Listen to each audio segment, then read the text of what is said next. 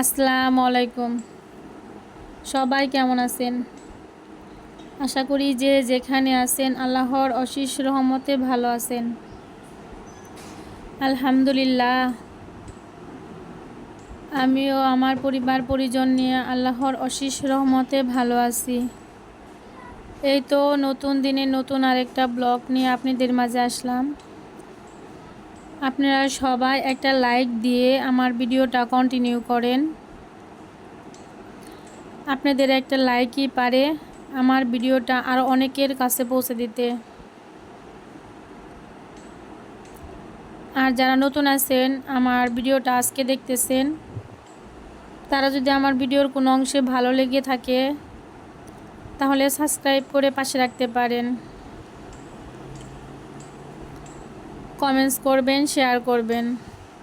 আর সবাই সবার ভিডিওগুলো ফুল ওয়াচ করে দেওয়ার চেষ্টা করবেন, ফুল ওয়াচ করে দিবেন। আমি কিন্তু সবার ভিডিও ফুল ওয়াচ করে দেই, এজন্য আপনাদের কাছ থেকেও আশা আমার ভিডিওগুলো ফুল ওয়াচ করে দিবেন।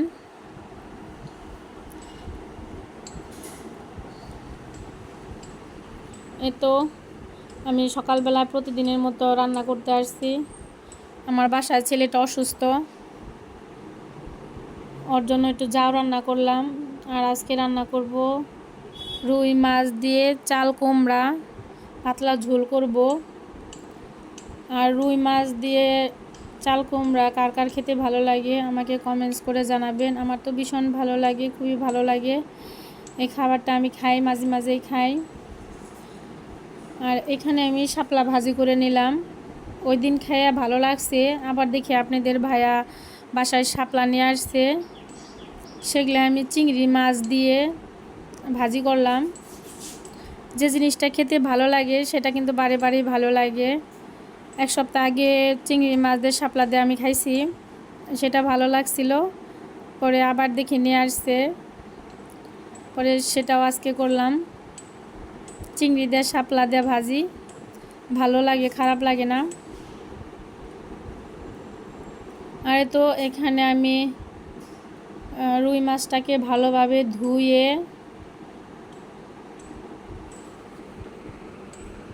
নুন মরিচ হলুদ দিয়ে আমি একটু ভেজে নিলাম, হালকা একটু ভাজলাম, বেশি কড়া করে ভাজি নাই, যেহেতু তরকারিতে দিব। তরকারিতে দিলে বেশি কড়া করে ভালো লাগে না, হালকা ভাজলেই ভালো লাগে।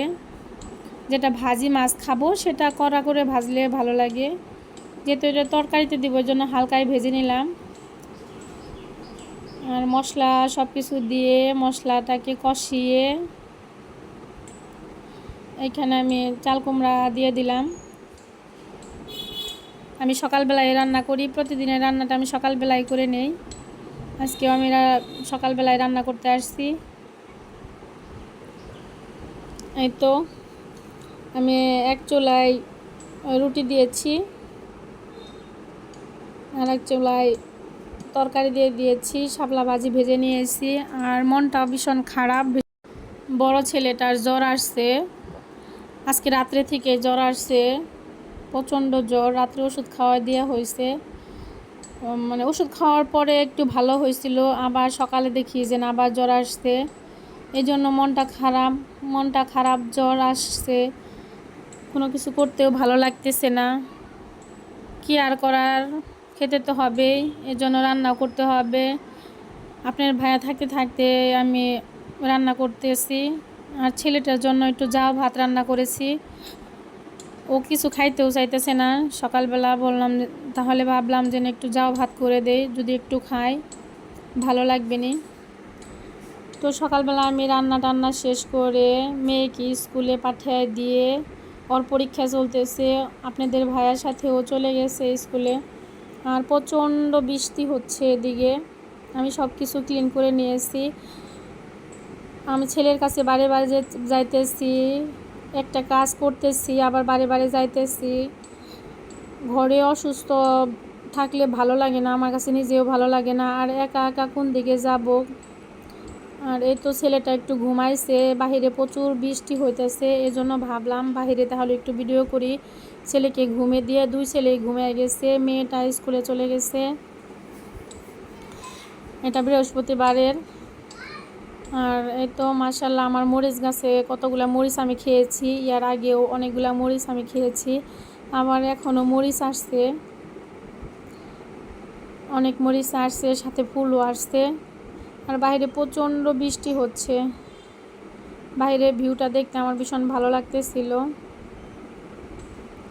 আর এই তো ছেলেটা শুয়ে আছে, ওকে সকালবেলা একটু যাও ভাত খাওয়িয়ে ঘুমিয়ে দিয়েছি।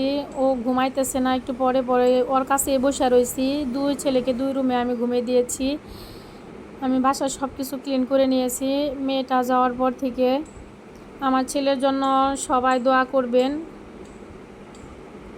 আমার ছেলেটা যেন তাড়াতাড়ি সুস্থ হয়ে যায়। বাসার কেউ অসুস্থ থাকলে নিজের কাছেও ভালো লাগে না, আর একা একা সব কিছু করতে হয়। ভাবছি আজকে আর কিছুই করব না, এখন দুই ছেলেকে নিয়ে থাকবো বসে, যেহেতু রান্না বান্না শেষ হয়ে গেছে, এখন আর কোনো ঝামেলা নাই। আর এই তো ওকেও আমি ঘুমিয়ে দিয়েছিলাম। এই তো ছেলেটা আমার উঠে গেছে, আমার শব্দ পেয়ে উঠেছে। আমি একটু বারান্দায় দাঁড়াইছিলাম, ওর ভাইয়ের কাছে যেয়ে শুয়ে আসছিলাম। আর এই তো এদিকে আমার ছেলেটা উঠে গেছে, ও উঠে এখন খাট থেকে একা নামতে পারে মাশাআল্লাহ। আর ওকে কুলে নিয়ে আমি ওর ভাইয়ের কাছে আবার যাইতেছি, কারণ ওর ভাইটা হলো শুয়ে আছে আর বারে বারে শুধু আমাকে ডাকতেছে। বাইরে কিন্তু প্রচণ্ড বৃষ্টি হচ্ছে, অনেক বৃষ্টি হচ্ছে। আর এই তো এই দিকে দুপুরের দিকে আমার ছেলেটা বলতেছে আম্মু আমাকে একটু সিমাই রান্না করে দাও। পরে বাসায় দুধ ছিল, একটু দুধই ছিল, সেগুলো দিয়ে আমি বাসায় একটু সিমাই ছিল সেটাই রান্না করতে আসছি। ছেলেটা আসলে কিছুই খাইতে চাইতেছে না, ও যেহেতু নিজে থেকে বলছে, এই জন্য আমি ছোট ছেলেকে কুলে নিয়েই আমি সিমাইটা রান্না করতেছি। আমার মেয়েটাও আয়সা পড়ছে এখন রুমেই।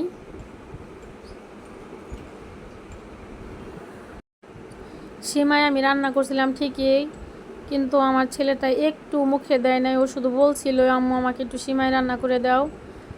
ও একটু খায় নাই, মেয়েটা খাইছে, বড় মেয়েটা খাইছে, ছোট ছেলে খাইছে, ওর বাবা একটু খাইছে, কিন্তু আমার ছেলের জন্য আমি রেখে দিয়েছিলাম, ও একটু মুখে দেয় নাই।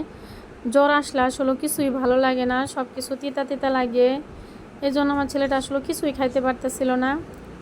রান্না করছিলাম, ভাবছিলাম একটু খাইলেও মনে হয় ভালো লাগবে, একটু খাওয়াই ওষুধ খাওয়াই দিব নি, কিন্তু সকাল থেকে শুধু একটু ওই খাইছিল, 2-3 লুকমা খাইছিল, তার বেশি আর খায় নাই। এ পর্যন্ত আমি ওকে কিছুই খাওয়াতে পারি নাই, আর শুধু ওর কাছে থাকতে বলতেছে। আর এই তো একটু অল্প সেমাই ছিল, সেটা আমি দিয়ে দিলাম। এখন আমার ছেলের জন্য সবাই দোয়া করবেন, আমার ছেলেটা জানি তাড়াতাড়ি সুস্থ হয়ে যায়, আল্লাহ যেন তাড়াতাড়ি সুস্থ করে দেয়। আর এই তো বিকেলবেলা সন্ধ্যার দিকে বাচ্চার জন্য কিছু খাবার নিয়ে আসছে, এগুলো বাসায় ছিল না, ছোটো বাচ্চাদের জন্য নুডলস আর ওদের জন্য বিস্কিট চানাচুর এগুলো নিয়ে আসছে। এই পর্যন্ত যারা আমার ভিডিওটা দেখছেন তাদেরকে অসংখ্য অসংখ্য ধন্যবাদ। সবাই ভালো থাকবেন, নতুন আরেকটা ব্লগে দেখা হবে। আল্লাহ হাফেজ।